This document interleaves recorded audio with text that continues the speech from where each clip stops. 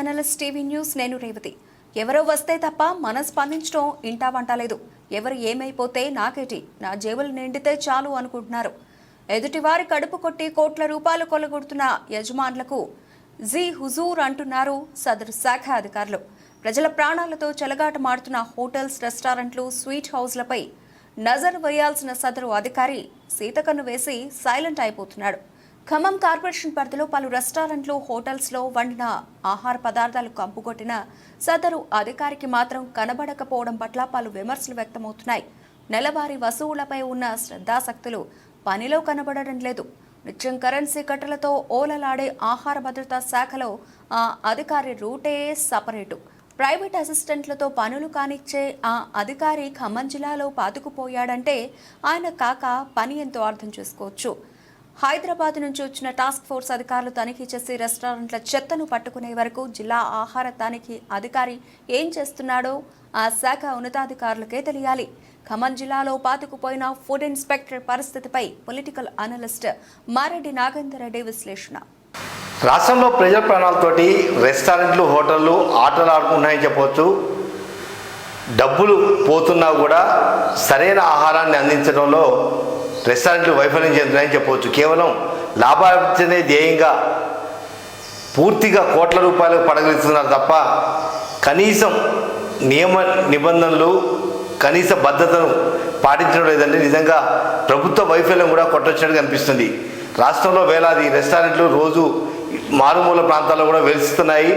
దీంతో ప్రజలకు సరైన ఆహారాన్ని అందిస్తామని ప్రకటనలకే పరిమితం అవుతున్నారు తప్ప హోటల్ యాజమాన్యాలు ఎక్కడ కూడా ప్రజలకు సరైన ప్రమాణాలు పాటిస్తూ మంచి ఆహారాన్ని అందించలేకపోతున్నారు. కేవలం తమ లాభాలు తాము చూసుకుంటున్నారు తప్ప ప్రజల ఆరోగ్యాన్ని మాత్రం గాలి కుదిరేశారని చెప్పవచ్చు. వాస్తవంగా రాష్ట్రంలోని వివిధ జిల్లాలలో గత 15 నుంచి కూడా దాడులు నిర్వహిస్తున్నారు. ఈ దాడులలో నమ్మలేని నిజాలు బయటకు వస్తున్నాయి. వాస్తవంగా రెస్టారెంట్లలో ఒక్కొక్క రెస్టారెంట్లో ఏ రెస్టారెంట్ వెతికినా 5 స్టార్ స్థాయి రెస్టారెంట్ చూసుకుంటే గల్లీ స్థాయి రెస్టారెంట్లకు ఎక్కడ తనిఖీలు చేసినా 3 నుంచి 4 రోజుల పాటు పాచిపోయిన ఆహారాన్ని నిల్వ చేసి ప్రజల ప్రాణాలతోటి ఆటలాడుతుందని చెప్పవచ్చు. దానికి ప్రభుత్వ వైఫల్యం కూడా కొట్టొచ్చినట్టు కనిపిస్తుంది.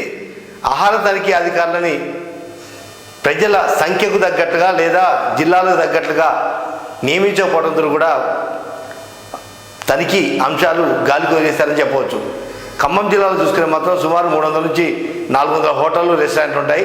కేవలం ఒకే ఒక్క అధికారి ఉమ్మడి ఖమ్మం జిల్లాలో తనిఖీలు చేయాల్సిన పరిస్థితి. అంటే అసలు ఆయన సంవత్సరానికి ఒక్క హోటల్ అయినా తనిఖీ చేస్తారంటే అది కూడా నమ్మే పరిస్థితి లేదు. ఎందుకంటే పాతుకుపోయిన ఫుడ్ ఇన్స్పెక్టరు గత 7-8 సంవత్సరాల నుంచి కూడా ఖమ్మం జిల్లాకి అతుక్కుపోయారు. కేవలం నెలవారీ మామూలతోటి తన కడుపు తాను నింపుకుంటున్నారు తప్ప ప్రజల కడుపును కాలుస్తూ ప్రజల ఆరోగ్యాన్ని పూర్తిగా ఆటలాడుకుంటున్న రెస్టారెంట్లు కానీ హోటళ్ళ మీద కానీ దాడులు చేశారంటే వేల మీద లెక్కించవచ్చు. హైదరాబాద్ నుంచి వచ్చిన టాస్క్ ఫోర్స్ అధికారులు ఖమ్మం జిల్లా కేంద్రంలో ప్రముఖ హోటల్గా పేరొందిన సిసి హోటల్ కావచ్చు, లేదా రెస్టిన్ హోటల్ కావచ్చు, వెస్ట్ హవేలీ హోటల్స్ కావచ్చు, ఇవన్నీ కూడా ఖమ్మం పట్టణంలో ప్రముఖమైన హోటళ్ళు. ఈ హోటళ్లలో నాసిరకం ఆహార పదార్థాలు ప్రజలకు అంటగట్టేందుకు ప్రయత్నం చేస్తున్నారు. టాస్క్ ఫోర్స్ అధికారులు పట్టుకోవడంతో ఈ విషయాలు వీళ్ళలోకి వచ్చాయి. కానీ జిల్లా కేంద్రంలో ఫుడ్ ఇన్స్పెక్టర్ ఏం చేస్తున్నట్టని కూడా ప్రజలు ప్రశ్నిస్తున్నారు. ఇప్పటికైనా ప్రజల ప్రాణాలతో ఆటలాడుకుంటున్న రెస్టారెంట్లు, హోటళ్ళు, స్వీట్ షాపుల విషయాలలో కఠినంగా వివరించి ప్రజల ప్రాణాలను రక్షించాల్సిన బాధ్యత ప్రభుత్వంపై ఉంది, ఇటు అధికారులపై ఉంది. ఇప్పటికైనా పూర్తి స్థాయిలలో దృష్టి పెట్టాలని ప్రజలు కోరుతున్నారు. దాంతోపాటుగా ఖమ్మం జిల్లాలో ఉన్న మున్సిపాలిటీ కానీ కార్పొరేషన్లలో కానీ ఫుడ్ ఇన్స్పెక్టర్ల పోస్టు కూడా భర్తీ చేయడంతో నామమాత్రంగా మామూలు మత్తులో జోగుతూ అటు మున్సిపాలిటీ కానీ కార్పొరేషన్ అధికారులు కానీ తూతూ మంత్రంగా తనిఖీలు నిర్వహిస్తున్నారు. మొత్తం మీద ప్రజల ప్రాణాలతోటి ఆటలాడుతున్న రెస్టారెంట్లు, హోటల్స్పై కొరడా గురిపించకపోతే భవిష్యత్తులో ప్రజలు మరింత అనారోగ్యం పాలయ్యే అవకాశం ఉంది.